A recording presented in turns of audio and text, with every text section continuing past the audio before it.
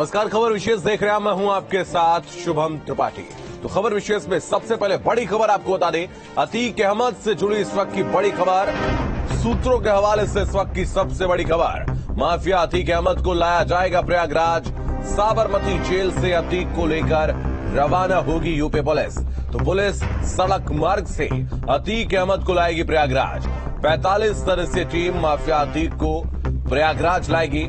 Police काफिले में 2 IPS, 3 DSP, 40 police constable 27 मार्च की रात में प्रयागराज लेकर पहुंचेगी पुलिस। तो 28 मार्च को माफिया अतीक की एमपी एमएलए कोर्ट में पेशी होनी है। उमेश पाल अपहरण के मामले में कोर्ट में अतीक को पेश करेगी पुलिस और कोर्ट के फैसले के बाद पुलिस अतीक को दोबारा अपनी कस्टडी में लेगी।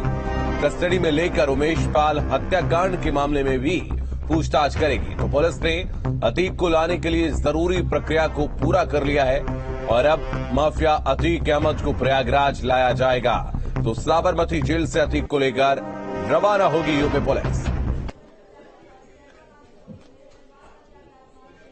तो 28 मार्च को एमपी एमएलए कोर्ट में अतीक की पेशी होनी है और उमेश पाल अपहरण के मामले में अतीक अहमद से पूछताछ की जाएगी। उमेश पाल हत्याकांड के बाद अतीक अहमद की मुश्किलें अब बढ़ती जा रही हैं और अब एसटीएफ माफिया को गुजरात की साबरमती जेल से प्रयागराज लाने की तैयारी में है। खबर है कि एसटीएफ की टीम साबरमती जेल में माफिया से पूछताछ करेगी, जिसके बाद ट्रांसफर वारंट पर गिरफ्तारी हो सकती है। अतीक अहमद के खिलाफ करीब 100 केस दर्ज हैं और प्रदेश के टॉप मोस्ट माफियाओं में शुमार अतीक अहमद को गुजरात की साबरमती जेल से लाने के लिए टीम रवाना हो गई है। साबरमती जेल से लाकर अतीक को प्रयागराज जेल में रखा जाएगा। पुलिस ने पूछताछ में परेशानी होने की बात कही थी, जिसके बाद यह प्रक्रिया शुरू हुई थी और अब उम्मीद है कि जल्द ही अतीक यूपी की जेल में होगा।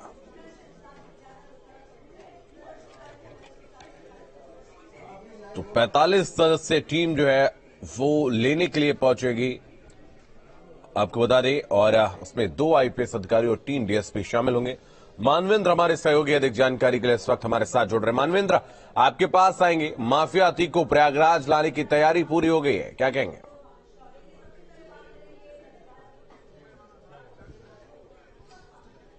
जी बिल्कुल, इस वक्त अहमदाबाद की साबरमती जेल में जो कागजात हैं उनकी लिखा पढ़ी का काम चल रहा है और फॉर्मेलिटी हो जाएगी। उसके बाद अतीक अहमद को प्रयागराज पुलिस प्रयागराज लेकर के आएगी। और इसके पहले अगर हम बात करें तो प्रयागराज पुलिस की 2 वज्र वाहन जो प्रिजन वैन है वो भी अहमदाबाद की साबरमती जेल के सामने मौजूद हैं। तो थोड़ी देर में किसी भी समय अतीक अहमद को वहां से प्रयागराज लाने के लिए पुलिस लेकर के निकलेगी और 40 सदस्यीय ये टीम है। और जिस तरह से अगर हम बात करें 28 मार्च को प्रयागराज की एमपी एमएलए की जो कोर्ट है वो उमेश पाल के अपहरण के मामले में फैसला सुनाएगी। और चूंकि अतीक अहमद उसमें मुख्य रूप से आरोपी हैं, अतीक और अशरफ, तो उनका कोर्ट में मौजूद रहना जरूरी है। ऐसे में पुलिस प्रोटेक्शन वारंट वहां पर पेश किया है पुलिस ने और वहां से अतीक अहमद को लेकर के प्रयागराज आना है। और जिस तरह से उमेश पाल अपहरण कांड की बात करें तो उसमें अतीक अहमद मुख्य तौर पर मुख्य आरोपी हैं। ऐसे में अतीक अहमद से पूछताछ भी पुलिस को करनी है। तो पुलिस यहां पर लाने के बाद अतीक को रिमांड के लिए भी अर्जी फाइल कर सकती है एमपी एमएलए कोर्ट में। तो अतीक अहमद को लेकर के अगर आज शाम को पुलिस वहां से निकलती है तो कल शाम को यहां पर पहुंच सकती है। कल शाम के 24 घंटे के आसपास का ये सड़क मार्ग से पूरा सफर है। और जिस तरह से वहां पर पुलिस अभी मौजूद है, किसी भी समय जब कागजी कार्रवाई पूरी हो जाएगी उसके बाद प्रयागराज पुलिस अतीक अहमद को लेकर के प्रयागराज के लिए रवाना होगी। तो अगर हम उमेश पाल अपहरण कांड की बात करें तो उमेश पाल अपहरण कांड में अतीक अहमद मुख्य आरोपी और साजिशकर्ता के तौर पर चिन्हित है और इस कांड से जुड़े तमाम शूटर्स अभी भी फरार हैं। शाइस्ता अतीक की पत्नी फरार है। ऐसे में अतीक अहमद से पूछताछ के बाद पुलिस को उम्मीद है कि शूटर्स के बारे में कोई सुराग मिल सकता है। जी बिल्कुल मानवेंद्र, आप बने रहिए हमारे साथ। तो एक और बड़ी खबर आपको बता दें, बरेली से सामने आ रहे 28 तारीख को अशरफ की हाईकोर्ट में पेशी। अतीक के भाई अशरफ को किया जाएगा पेश। तो पेशी को लेकर जेल प्रशासन ने कमर कसी है। कल सुबह या आज शाम हो सकता है रवाना। तो जेल प्रशासन नहीं कर रहा है मामले में पुष्टि, कोर्ट के आदेशों का पालन किया जाएगा। मानवेंद्र, अशरफ को भी पेश किया जा सकता है कल सुबह या आज शाम तक ये जानकारी सामने आ रही है।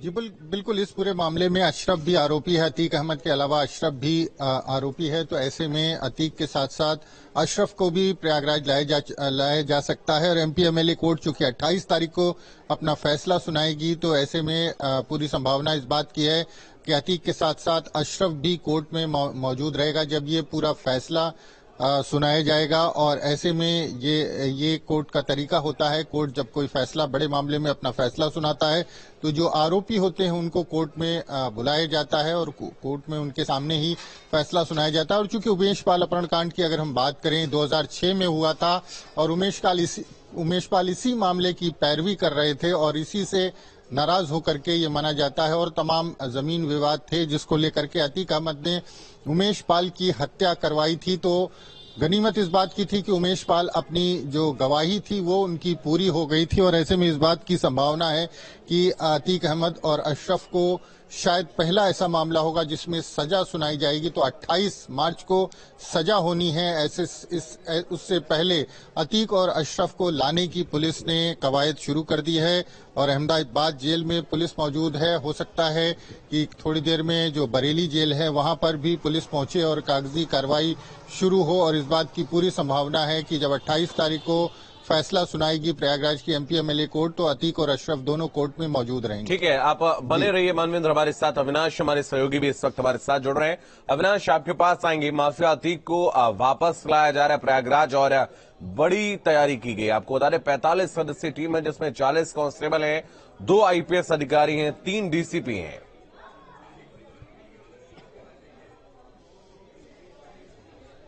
बिल्कुल, आपने सही कहा। देखिए, एक लंबी चौड़ी पुलिस की फौज है, तकरीबन 45 लोग हैं इसमें और उन सबको उनकी देखरेख में अतीक को साबरमती से प्रयागराज लाया जाएगा। हालांकि माना जा रहा है कि जैसे ही डॉक्यूमेंटेशन खत्म होगा साबरमती जेल में, उसके बाद जो कवायद होगी अतीक को लाने की, वो कवायद शुरू हो जाएगी और कल शाम तक तकरीबन 24 घंटे का वक्त लग सकता है साबरमती से प्रयागराज तक लाने में अतीक को। तो माना जा रहा है कि कल शाम तक अतीक को प्रयागराज लाया जा सकता है, चूंकि 28 को अतीक को कोर्ट में पेश करना है। और अतीक के साथ साथ अतीक के भाई अशरफ जो कि बरेली जेल में बंद है, उसको भी चूंकि पुलिस लाने की प्रक्रिया शुरू करने वाली है और अशरफ को भी कोर्ट में पेश किया जाएगा इस पूरे मामले में।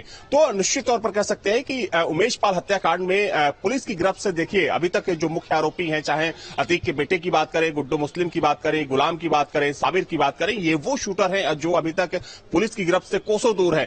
वैसे में अगर अतीक अहमद को पुलिस लेकर आती है और अतीक अहमद से जब पूछताछ होगी तो जाहिर सी बात है कि इनके कुछ कनेक्शन है, इनके जो हाइडआउट्स हैं उसके बारे में पुलिस को कुछ जानकारी मिल सके और पुलिस के हाथ कुछ सफलता पुलिस को कुछ सफलता मिल सके। क्योंकि देखा जाए तो इस पूरे घटनाक्रम को लेकर, इस पूरे हत्याकांड को लेकर हालांकि पुलिस को कुछ सफलता जरूर मिली है। तकरीबन 1 दर्जन लोगों को पुलिस ने गिरफ्तार किया है। आधे दर्जन से ज्यादा ऐसे लोग हैं जो कि अतीक के करीबी हैं, जिनके घरों पर पुलिस बुलडोजर चला चुकी है। कुछ लोगों का इनकाउंटर हुआ है, लेकिन अभी तक जो मुख्य आरोपी हैं वो पुलिस की गिरफ्त से बाहर हैं। वैसे में पुलिस के सामने एक बड़ी चुनौती है उन लोगों को पकड़ने की। तो जाहिर सी बात है कि अतीक जो इस गैंग का सरगना है, इस गैंग का मुखिया है, चूंकि इस गैंग के तमाम जो लूपहोल्स हैं या फिर इस गैंग की जो तमाम जानकारियां हैं वो अतीक अहमद के पास है।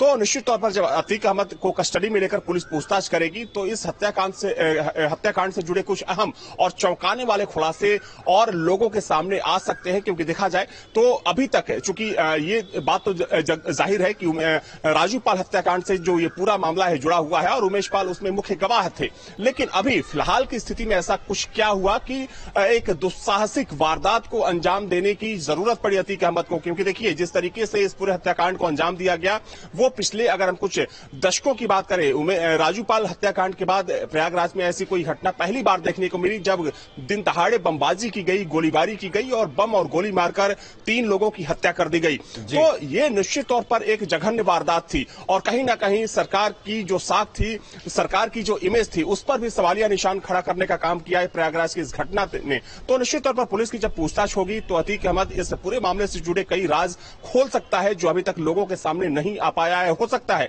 कि असद, गुड्डू मुस्लिम और जो उसके तमाम सहयोगी जो इस पूरे मामले में अभी तक फरार चल रहे हैं, उनके बारे में कोई अहम जानकारी अतीक अहमद से पुलिस को मिल सकती है।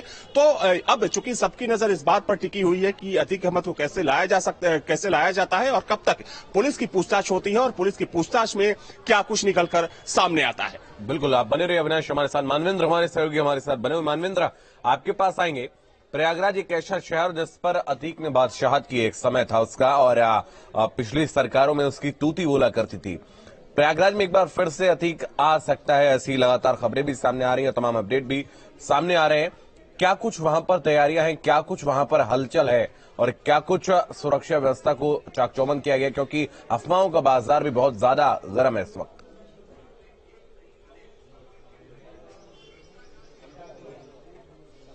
जी देखिए, अतीक अहमद को यहाँ अगर लाया जा रहा है और जब तक जेल में नहीं दाखिल किया जाता, जब कोर्ट में पेश करने का समय होगा, उसके पहले अतीक अहमद को प्रयागराज की पुलिस लाइन में व्यवस्था की जा रही है। वहां पर एक अलग से एक सिक्योरिटी, एक तरह से कह सकते हैं, रूम बनाया गया है, हाई सिक्योरिटी रूम बनाया गया है, जहां पर अतीक अहमद को रखा जा सकता है। हाई सिक्योरिटी बैरक कह सकते हैं, और उसके लिए वहां पर जो है पुलिस की अलग से ड्यूटी भी लगाई जा रही है। तो जब कोर्ट में पेश किया जाएगा उसके बाद अतीक अहमद को जेल, नैनी जेल शिफ्ट किया जा सकता है। लेकिन उसके पहले जो अस्थायी तौर पर अगर हम देखें तो प्रयागराज की पुलिस लाइन में अतीक अहमद को रखने की व्यवस्था भी की जा रही है। और अगर आज शाम को अतीक अहमद को लेकर प्रयागराज पुलिस अहमदाबाद से रवाना होती है तो कल शाम को यहां पर पहुंचेगी और कल शाम से लेकर के कल की रात अतीक अहमद को पुलिस लाइन में रखा जाएगा। और चूंकि कई साल बाद अतीक अहमद को प्रयागराज लाया जा रहा है, ऐसे में तमाम तरह की अफवाहें हैं, तमाम तरह की चर्चाएं भी हैं।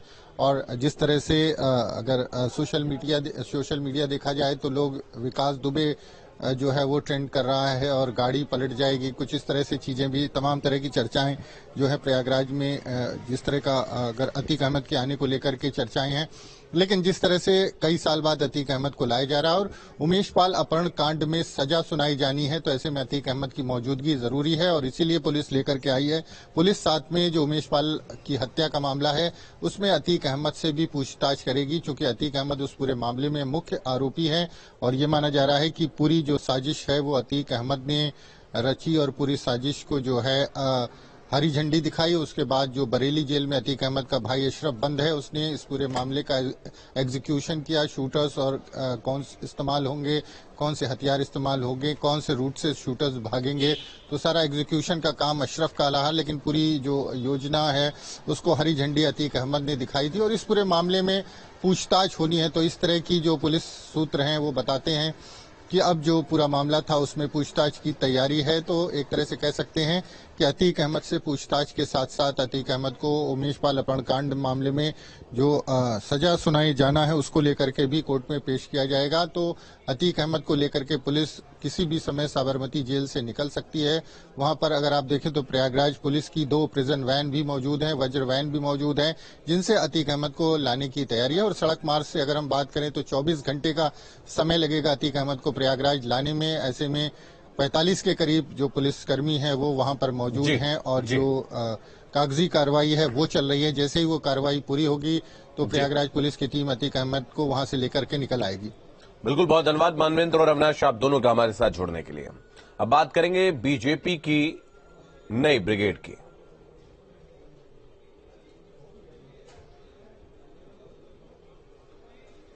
तो बात बीजेपी की नई ब्रिगेड की।